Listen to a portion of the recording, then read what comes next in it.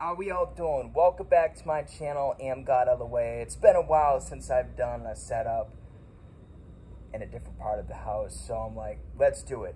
So for today's video, I don't know how long it's going to be, but just bear with me because it's going to be some great information for you guys. But in today's video, we're going to be discussing self-identity slash self-concept, okay? Now, your self-identity slash self-concept is everything, okay? For the most part, it is pretty much everything. It's how you view yourself, what you think involving others in the sense of how they view you. It's, you know, the relationship that you have to your thoughts, feelings, expectations, assumptions, the relationship that you have to life as a whole, everything in the universe, God, and everything and beyond, okay? Your self-concept, your self-identity is everything, okay? Everything that's in your awareness involving different areas and subject matters involving life as a whole, okay?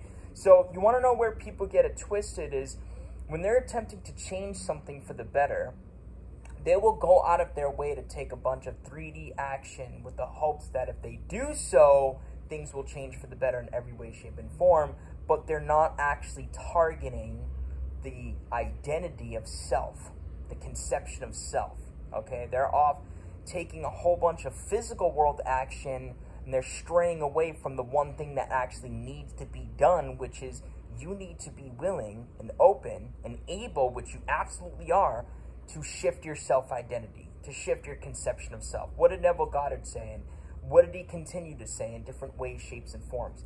No one to change but self, okay? What does Joey G always say? What do I always let you guys know? If you desire to change the external, you need to change the internal, okay?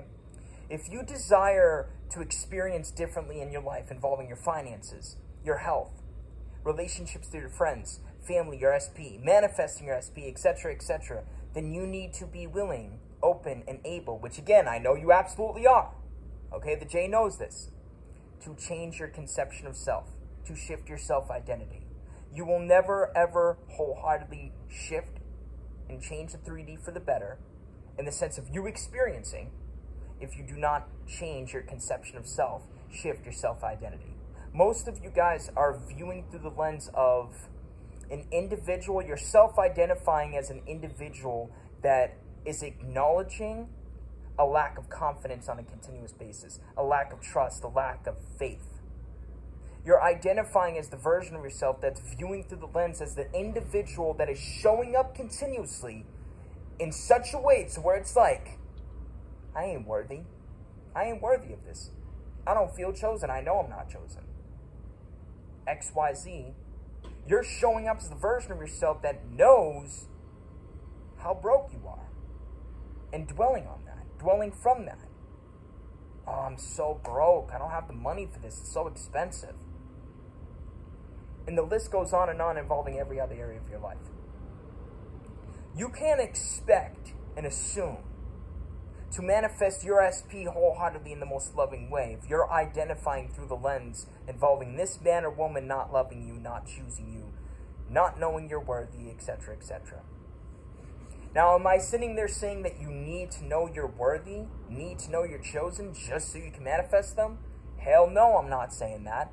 What I'm saying is that if you expect and assume to manifest this in a beautiful way, to be able to sustain it in a beautiful way, among other things, right?